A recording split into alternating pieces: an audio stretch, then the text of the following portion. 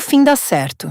Na terapia é muito importante acolher a dor, diagnosticar que você não teve o que precisava, mas isso não é feito para achar um culpado e ir lá puni-lo, até porque, na maioria dos casos, isso não é possível. O culpado já morreu, ou a pessoa que você considera ser o problema da sua vida. São questões relacionais entre expectativas e frustrações das expectativas. Mas saber quais são as relações do passado que provocaram toda essa dor que você sente hoje é importante para você se conhecer e mudar a sua história a partir de você. A falta de autoconhecimento te leva à falta de amor próprio, leva você a se autossabotar, te leva ao distúrbio alimentar. Enfim, a falta de autoconhecimento pode levar você a ser o seu próprio abusador emocional, pode te prender num ciclo vicioso de vítima das circunstâncias. Temos que entender que quando se fala em vitimismo, não quer dizer que não haja vítimas. As vítimas existem. Tem pessoas que foram realmente abusadas e por questões até de estrutura física, de força, de posição social, não tiveram como reagir ao abuso e hoje carregam traumas, capazes de tirar toda a sua capacidade cognitiva de reagir à vida. Trauma é exatamente isso, é a sua reação emocional com o que aconteceu.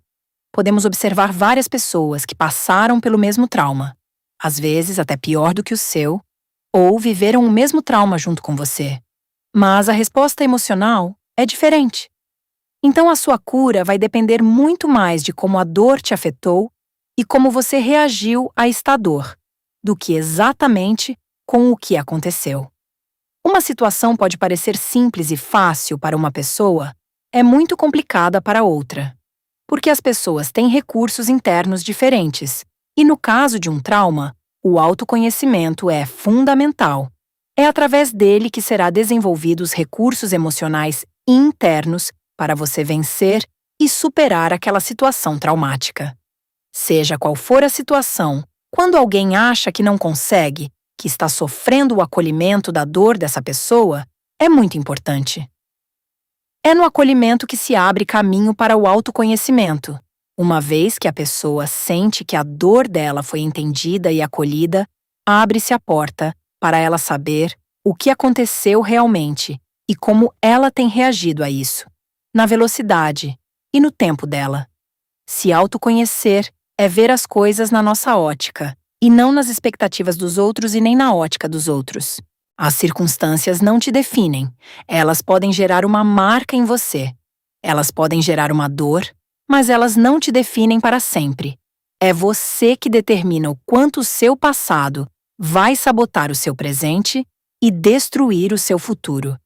Podemos ver isso no meu livro, Quem é Você de Verdade?, onde exponho a experiência de Viktor Frankl, que sobreviveu às situações mais extremas e traumáticas que um ser humano possa ter a capacidade de imaginar. Sentir mágoas de situações que aconteceram e sentir tudo como se fosse agora. E sentir de novo, sentir outra vez. E nunca sair desse poço é ficar lá, sem viver mais nada. É viver para a dor que aquela situação te causou. Contaminar o presente e o futuro. Perceber isso não é fácil. Carl Rogers, que trabalha com a psicologia focada no problema, com o paradoxo da autoaceitação, diz: quando eu me conheço, é aí que eu mudo. Mas antes disso eu tenho que me aceitar como eu sou, com trauma, com sombras do passado, com defeito, com inveja, com raiva, com competitividade. Isso tudo é ser humano. Se aceitar como você é, não significa não mudar. É aí que vem o paradoxo da autoaceitação. Quando você sabe como você é, você muda. Porque o que acontece? Você não vai mais travar uma guerra enorme todos os dias por não se aceitar. Você para de se acusar e passa a ter mais força e energia para mudar. Voltando à questão das relações, as pessoas que não se conhecem acabam se envolvendo em relações tóxicas. Elas preferem ser um depósito de lixo para as questões afetivas dos outros do que ter amor por si mesmo. Relações íntimas e maduras sabem que um bom começo é amar o outro como ele é, e o outro te amar como você é. É uma relação de pessoas que se conhecem. Numa relação íntima e madura, os dois mudam juntos, melhoram juntos, tendo consciência que a perfeição não existe. Com isso, criam uma relação verdadeira de cumplicidade, uma relação entre seres humanos. Os relacionamentos não são competições, são cooperação. Isso é o natural. Na natureza não há competição, há cooperação. A cooperação é amor, é cada um fazer a sua parte. Ao trabalhar o nosso passado no caso dos nossos pais, é preciso entender que eles foram até onde eles podiam ir. A partir daqui, é com você. Não viva uma relação tóxica, seja onde for, no trabalho, na amizade, no relacionamento a dois, só porque você tem que se culpar por isso. Não tenha medo de ficar só com você mesmo. Se conhece, peça ajuda. Faça um convite a seu parceiro para crescerem juntos. Se ele não quiser, não desista, vá só. Mas comecei, está a jornada. Tenha uma relação honesta e sincera com você e com quem você é realmente. Às vezes lutamos para não fechar um ciclo que precisa ser fechado. Todo relacionamento tem um fim de ciclo. Um fim de um ciclo nem sempre significa o fim da relação. Por exemplo, se você estiver casado ou casada, vai ter que deixar meu ou minha marido ou esposa. Não é isso. E ao mesmo tempo, é isso. Pois vai depender do tipo de relação. É uma relação que o problema é a falta de amadurecimento ou é uma relação abusiva? Abusiva em que aspectos? Mas é preciso que um ciclo se feche para começar outro. É só com o fechamento de um ciclo que é possível abrir o começo de um novo ciclo saudável. Você tem que sair desse lugar de dor, te salvar dessa relação de pouco afeto, de desrespeito. Muita gente que diz ter depressão, às vezes se trata de uma pessoa oprimida e não deprimida. Tem pessoas tomando medicamento para suportar as pessoas com quem elas convivem. E não estou me referindo somente aos antidepressivos.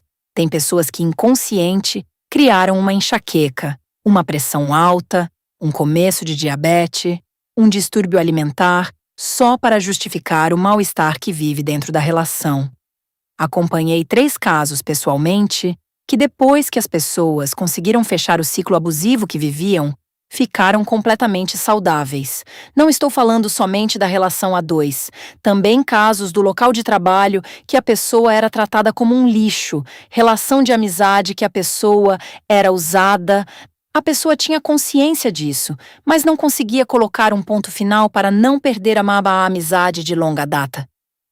Autoconhecimento nos fazem amadurecer, e amadurecimento não vem com o tempo, vem com a decisão de amadurecer.